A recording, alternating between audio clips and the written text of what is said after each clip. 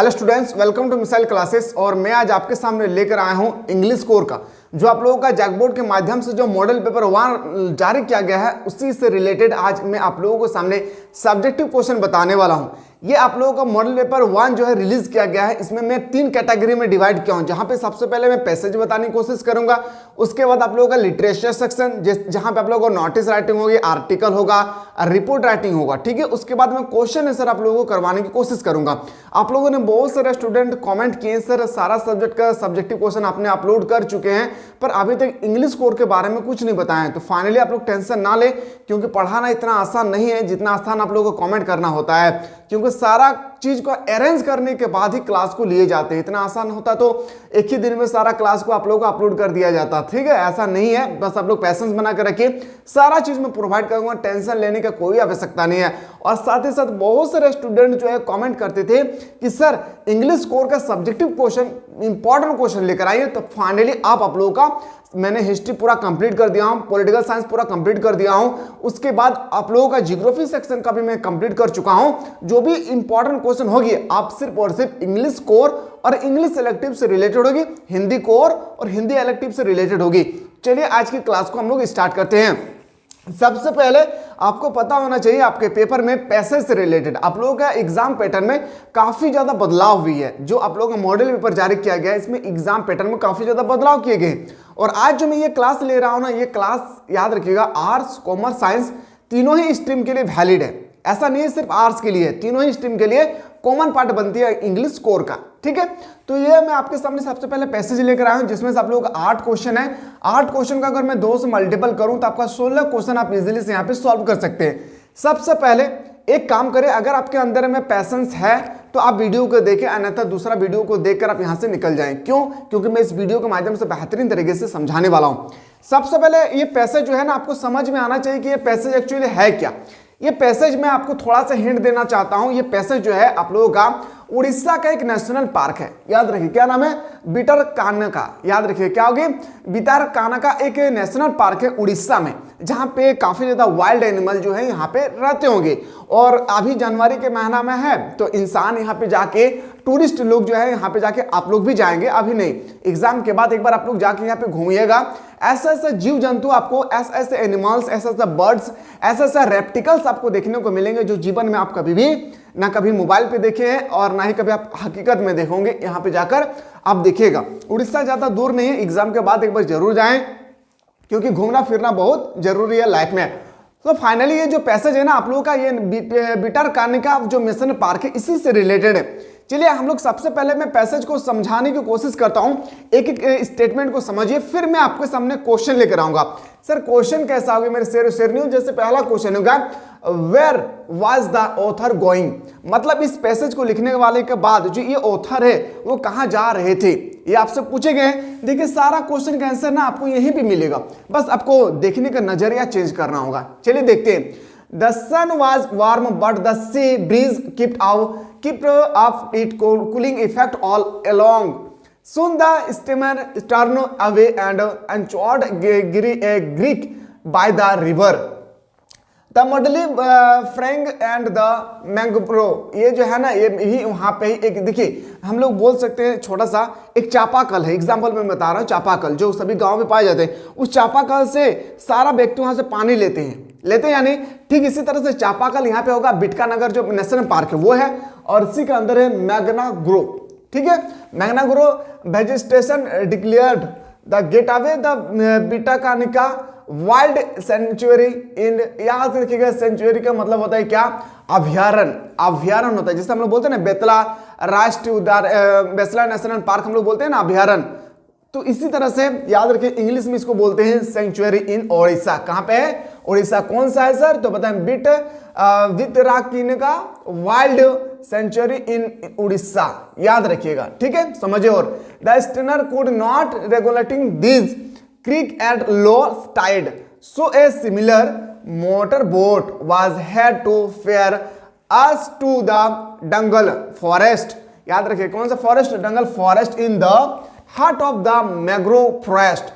From the motorboat was had a good look at a large crocodile. Crocodile मैंने अभी just आप लोगों को बताया था, यहाँ पे आप लोगों को शायद मैं बेहतरीन तरीके से दिखाया था क्रोकोडाइल के बारे में, जो आप लोगों को दिख रहा होगा क्रोकोडाइल, यहाँ फेमस है क्रोकोडाइल को ही लेकर। चलिए खैर हम लोग यहाँ पे डिस्कस करते हैं। Crocodile basking in the sun. The boat moved on, taking a deeper into the forest.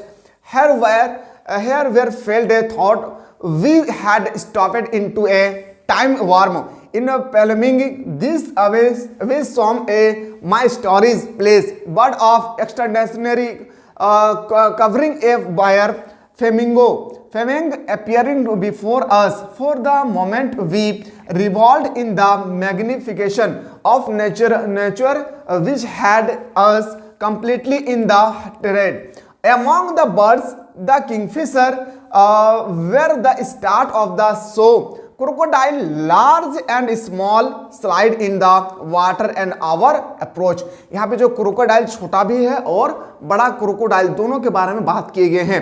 Through the fling we could see chitalal deep delectally browning on the fresh outcrop of leaves.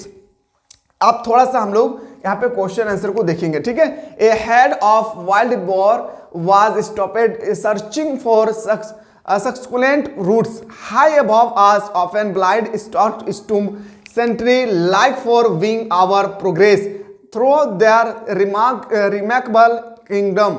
The covering sun was beginning to paint the tree lined horizon crimson and gold, and a brooding silence enveloped us all. ये हम लोगों का एक छोटा सा passage है। इस passage को अगर हम लोग देखकर समझ आते हैं, ये उड़ीसा के बारे में बताया गया है। कौन से के बारे में? तो भितरकनिका वाइल्ड सेंचुरी मतलब अभयारण्य के बारे में बताया गया है। अब आते हैं सर क्वेश्चन नंबर 1 जो हमारे सामने बैठकर तैयार होती है। Where was the author going? जो ऑथर है वो कहां पे गोइंग कर रहे थे? तो बताएंगे सर ऑथर गोइंग कर रहे थे कहां पे? देखिए get away the Bhitarkanika wild sanctuary in the Odisha. कहां पे सर? ओडिशा पे जा रहे थे। जैसे देखिए लिखा होगा, देखिए the author was going to Bhitarkanika wild sanctuary. यहाँ पे थोड़ा सा मिसप्रिंट है, यहाँ पे एन होगा, ठीक है। क्या आपके पेपर में अगर इस तरह से क्वेश्चन आएगा कि आप लोग आप ढूंढ पाएंगे या नहीं? समझिए इस क्वेश्चन को। पहले यहाँ पे क्या लिखा हुआ था, बस हूबहू आपको यहाँ पे छाप देना है, यहाँ से लेकर आपको यहाँ तक छाप देना है, बस हो गया आंसर। आपको यहाँ पे 2 मार्क्स मिल गया इजीली से। बस सारा क्वेश्चन का आंसर यही छुपा हुआ है, बस आपको ढूंढना है। आपको आंखें बाज की तरह होनी चाहिए और कहाँ कौन सा शब्द लिखा हुआ है इसके बारे में आपको कॉमन नॉलेज होना चाहिए। चलिए अगला क्वेश्चन पे आते हैं सर। अगला जो क्वेश्चन हम लोगों के पेपर में अगला क्वेश्चन है sir, where was the forest rest house? मतलब उस जंगल में रेस्ट हाउस जो है वो कहां पे बनाए गए हैं, ये आपसे पूछेंगे कहां पे है।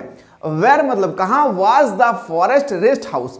रेस्ट हाउस कहां पे था? तो बताएंगे sir rest house the forest rest house was, आपको लिखना है द फॉरेस्ट रेस्ट हाउस लिखना है यहाँ पे। Rest house was situated in the heart of mangrove forest. Sir अभी हम लोग जस्ट डिस्कस किए थे मैंग्रोव फॉरेस्ट के बारे में, कहां पे? तो समझिएगा क्या हम लोग यहाँ पे आप लोग डिस्कस किए थे या नहीं। देखिए क्या लिखा हुआ है कि forest rest house in the heart of the mangrove forest. क्या हम लोग अभी जस्ट डिस्कस किए या नहीं? एक बार बताइए लाउडली, क्या हम लोग अभी डिस्कस किए थे या नहीं? सारा क्वेश्चन का आंसर मिलेगा, टेंशन आप लोगों को नहीं लेना है, बस आप लोगों को नजरिया सही से देखना होगा। देखिए यहाँ पे मैंग्रोव ग्राउंड फॉरेस्ट लिखा हुआ है कि नहीं? लिख रहा है मैंग्रोव ग्राफ लिखा हुआ है। तो ये सब क्वेश्चन को सिर्फ आपको देखना नहीं है, आप लोग अपनी कॉपी पे नोट डाउन भी कर लीजिएगा, ठीक है। मॉडल पेपर से जितना भी मॉडल पेपर रिलीज होगी, अभी तक तो एक बताया गया जो एक आ चुका ऑलरेडी। क्या आप लोग अगला पेपर में आएगी मॉडल 2 से 3, 4, 5 आएगी, तो आप लोग बिल्कुल टेंशन ना ले, सारा चीज का मैं सोल्यूशन बताऊंगा। तो इस सब क्वेश्चन को ना एक बार आप लोग नोट डाउन कर लीजिए मेरे शेर नहीं, क्योंकि बहुत इंपॉर्टेंट है ये क्वेश्चन, सबसे इंपॉर्टेंट है। How did the group manage to get there? कैसे मैनेज किया था? The author and his group had a similar motor boat. अब बताएंगे सर सिमिलर मोटर बोट अभी हम लोग कहां डिस्कस किए? तो देखिए यहां पे हम लोग मोटर बोट के बारे में यहां पे डिस्कस किए थे, यस या नो? क्या हम लोग डिस्कस किए थे यानी मोटर बोट के बारे में? तो मोटर बोट के बारे में हम लोग डिस्कस किए कहां पे सर? यहाँ पे similar motor boat had to ferry us the Dangmal. समझिए आप यहां पे क्या बोल रहा है ये क्वेश्चन, आपसे कह रहा है कि how did the group manage to get there? The author and his group had a similar motor boat to that of their one which helped them to reach the forest rest house. सभी व्यक्ति वहां पे जाते हैं और rest करते हैं। कहां पे?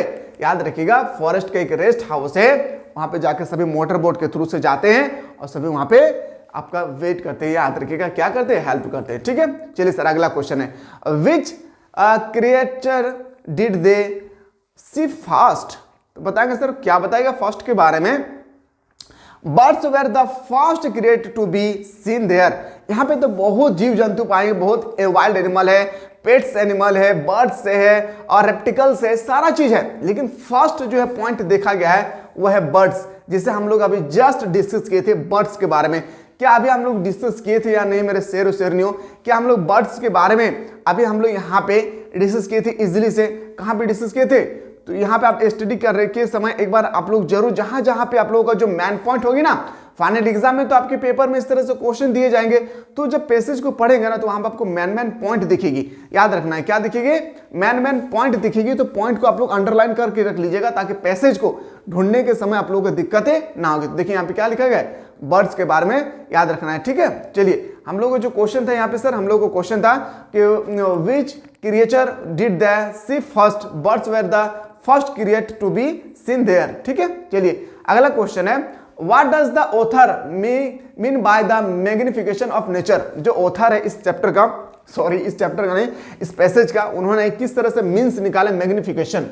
याद रखें, मैग्निफिकेंस का किस तरह से नेचर के बारे में बताया था। चलिए इसका भी आंसर हम लोग बेहतरीन तरीके से देख लेते हैं। सब नोट डाउन कर लीजिएगा। ठीक है, टेंशन नहीं लेना है, सारा सॉल्यूशन करवाऊंगा मेरे शेर शेरनियों, बस आप लोग अपने दोस्तों को ज्यादा से ज्यादा शेयर कर दीजिए। ठीक है, और अगला जो क्लास होगी ना वो फुल्ली हम लोग करेंगे लिटरेचर सेक्शन से। अगर आप चाहते हैं कि सर हम लोग लिटरेचर सेक्शन से क्लास होनी चाहिए तो दबा करके कॉमेंट सेक्शन खुला हुआ है, एक बार आप लोग कॉमेंट करना ना भूलिएगा। ठीक है, चलिए दे क्या लिखा है क्वेश्चन, आंसर लिखना है। दे रेवलिंग नेचर ब्यूटीफुल, यहाँ पे थोड़ा सा मिसप्रिंट है, nature beautiful, birds endless beauty, different creature numerous unlike trees covered with leaves, they sheds, यहाँ पे लिखा है सेडस ग्रीन, मतलब जो पत्तियां होती है पूरा हरा भरा है, और द मैग्निफिकेंस ऑफ नेचर, ये है हमारे नेचर का मैग्निफिकेंस, मतलब क्या प्रतीत करना चाहते थे। तो समझ में आ गया क्या क्या थे, ग्रीन ट्री थे, उसके बाद बर्ड्स थे, एनिमल्स थे। ठीक है, ये सब के बारे में आपको लिखना है। अगला क्वेश्चन है, how are the kingfisher and the open blind stork described? चलिए इसको हम लोग डिस्क्राइब करते हैं सर।